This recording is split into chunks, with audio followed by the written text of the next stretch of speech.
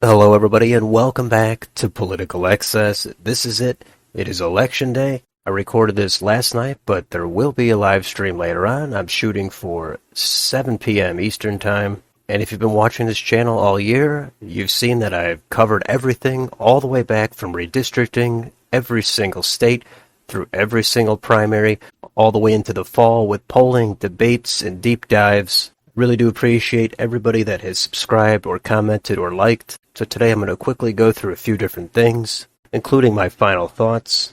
And the first thing we've got here is when the polls are actually going to close. But this article from the Washington Post has the map to show you how each state, and it is different in each state, when they do close their polls. And then we want to know how long it's going to take. When do they count absentee ballots? How long is reporting going to take? Is it going to drag on for days or longer? This is a great summary that goes through each state, summarizes all of the answers to those questions. I think we all hope it will be done on Election Day, but of course some of it is bound to spill over at least into the next day. And if you'd like a simpler table to read, here's one from the New York Times. It shows you when the polls close. It tells you which ballots they count first, and if postmarked ballots can arrive after. There's a ton of useful information on here, because I know it can be tricky from state to state. So again, all the links will be down below in the description. I'm not going to have time to scroll through all of this, but here's another link from the New York Times, and it shows how long it took to count all the results back in 2020. So there's a lot of information and a lot of data here. There's also graphs and charts. It really helps you visualize how long these things take, because sometimes reading through all these paragraphs, it's not really all that enticing. The visuals make that easier. And here's one more related resource on this topic. This is from 538. When will we know the 2022 midterm election results? There's a timeline slider here that shows you which states count at which rate. And of course, down below, it goes into every state again, shows you poll closings, tells you how the results will be reported, and it has the close races to watch, along with a few more graphs to take a look at if you'd like. Now that takes us over to Real Clear Politics, and let's take a look at their projection. In the U.S. House, they have 174 seats going to the Democrats, 227 going to the Republicans, 34 toss-ups. Down below is the map, of course. You can look at that. Most of the closest seats are already pretty well known. There's a bunch of them. They're scattered all over the entire country. And then down below that, it shows you when the race ratings were changed. It shows you the expected range of the GOP pickup. It's all great stuff to look at. You could spend a lot of time on this. Let's take a look at their Senate projection. This has Democrats 47, Republicans 53. 0 pickups for the Democrats. Republicans will pick up Nevada, Georgia, and Arizona. That is also the same as what I've projected. And let's check out their governor's projection. This has 19 Democratic governors, 31 Republican governors. Democrats would, of course, pick up Maryland and Massachusetts. That's no surprise. Really not so sure about the Oregon rating anymore, but we'll see what happens.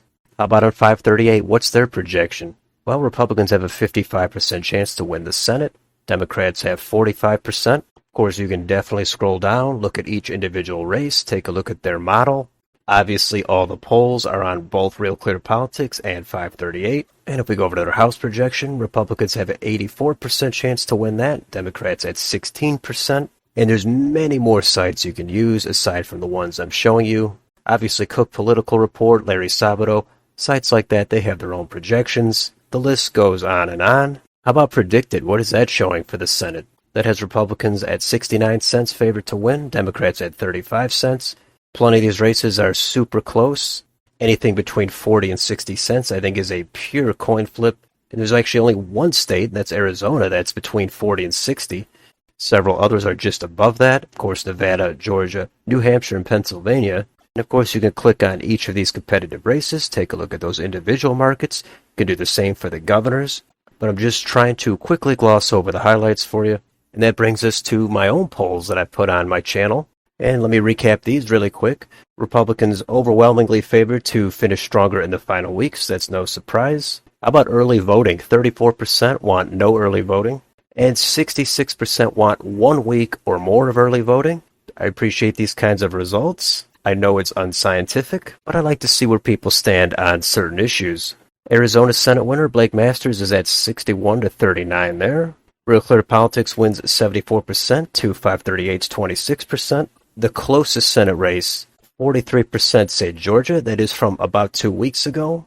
It obviously could be any one of these. My own vote would be for Arizona. Will Georgia go to a runoff? 55 yes, 45 no. Pretty much a coin flip there. We've got some random fun ones here. Wider margin of victory, Ron DeSantis 76% over Greg Abbott at 24%. I think that's going to be really close. I think it could go either way, so I'm not going to be too surprised. How about Gavin Newsom or Mike DeWine margin of victory? Newsom wins that 70-30. I'm really not so sure on that one. If everybody says Newsom, I can go Newsom. How about debate watching? Only 5% have watched 11 or more debates. That's perfectly fine, as long as you watched maybe one or two for your own state, or checked out at least a couple of the nationally known competitive races. More likely to win re-election, Tim Walz is at 69% over Janet Mills, 31%. How about the House races? Sharice Davids, 60-40, and Kansas is third. Pennsylvania's 8th, Matt Cartwright, 60-40. California's 22nd, David Valdeo is at 66. Rhode Island's 2nd, that's going to be a great race. Alan Fung, 73%. These are all great races, but Texas is 34th. 81% for Mayra Flores. That's overwhelming. I actually said Vicente Gonzalez will hold that, but those trends in South Texas, those are going to be really great to watch. How about U.S. House seats in Nevada? This is all over the place. We know Republicans are going to at least win one of those. The Democrats drew a map so they'd be able to win 3 of them. In this particular year, I would think the Republicans should be able to at least win 2 of the 4, but they could end up with a clean sweep. More likely to lose in an upset, Michael Bennet or Patty Murray. I think it's surprising, but Patty Murray is at 80%. I think we would mostly think of Washington as a bluer state than Colorado. New York's 17th, Maloney is at 70%. This is a great one. Michigan's 3rd, John Gibbs, 53%, Hillary Scholten, 47%. I think if that one goes red, the Democrats are going to lose their minds. I think it's going to be pretty close. Minnesota's 2nd, Tyler Kistner, 61%. He's going to take out Angie Craig. Ohio's 9th, J.R. Majewski. He's also at 61% to take out Marcy Kaptur. Pennsylvania's Senate margin, 61% think Dr. Oz is going to win by over 1%. I think he'll probably eke it out. I'm not sure the margin. I would say it's got to be under 2%. Oregon Governor Christine Drazan is at 64%. This one really bothers me. I know Emerson put out a poll right after I did my governor's prediction, and that showed Tina Kotek up 5. All the other polls, most of them were Republican-aligned, showed Drazan up 1 or 2.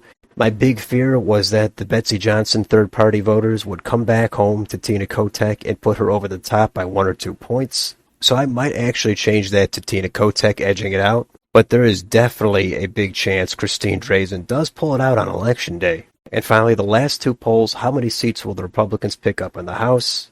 37% say 30-39, 24% 20-29, 19% 40 and up. The remaining 19% are 19 seats or less. And how many seats will the Republicans end up with in the Senate? The winner there, 29% say 54 plus, 25% 53, and 20% 52. Another 11% say 51, and 15% say 50 or less.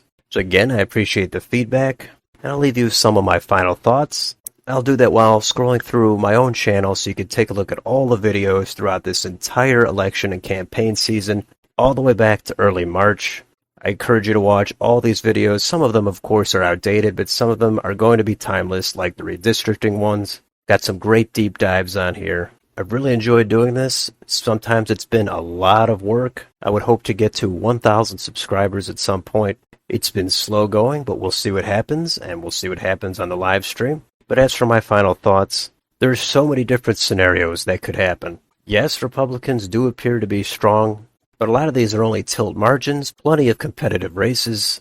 Whatever side you're on, don't get complacent. Some of you might know I don't put a lot of weight on the early vote results. Yeah, that tells you a little bit, but it's not really hard data from my point of view. I want to know who voted for who, not how many ballots were returned 2 weeks out. Another big factor this year is redistricting. Again, I did videos on every one of those maps, but that's why it makes it especially hard to compare to 2 years ago in the House. Many states have dramatically redrawn districts, and that's why it'll be far easier to compare in 2 years from now to these House results than it is from 2 years ago.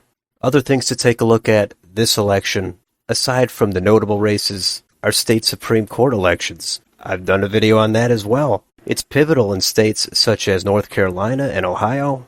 The balance of power could tip, and that could have wide-ranging effects. But it's definitely not just limited to those 2 states. It's all over the country. Many states, the court's ideological balance is on the ballot. Then there's other statewide races, of course, Secretary of State, Treasurer, Attorney General. Those don't get as much coverage, but there's a ton there to look at. Is Keith Ellison going to go down in Minnesota's Attorney General race? Is Mark Finchem going to be able to win Arizona's Secretary of State race? Those are two fascinating statewide races that I definitely want to be following. But again, the list goes on and on.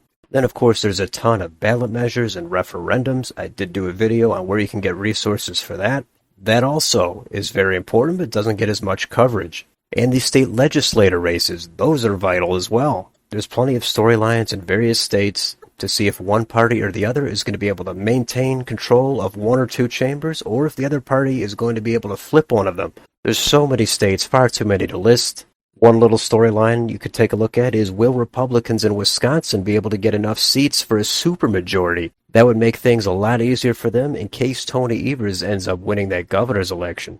Then there's a couple of little fun things that don't even really matter, such as in Pennsylvania's 12th congressional district, outgoing Democrat Mike Doyle now has a Republican challenger on the other side, and his name is also Mike Doyle. He's going up against a more progressive challenger, Summer Lee. The district does probably favor the Democrats there, but to see two people with the exact same name from opposing political parties, I find that to be hilarious. And speaking of names, how about in Oklahoma? They have two U.S. Senate elections this year. In the special election, the Democrats have Kendra Horn as their nominee, and in the regular election, they have Madison Horn. So two people with the exact same last name in the same state from the same political party, both for U.S. Senate elections. I think that's crazy.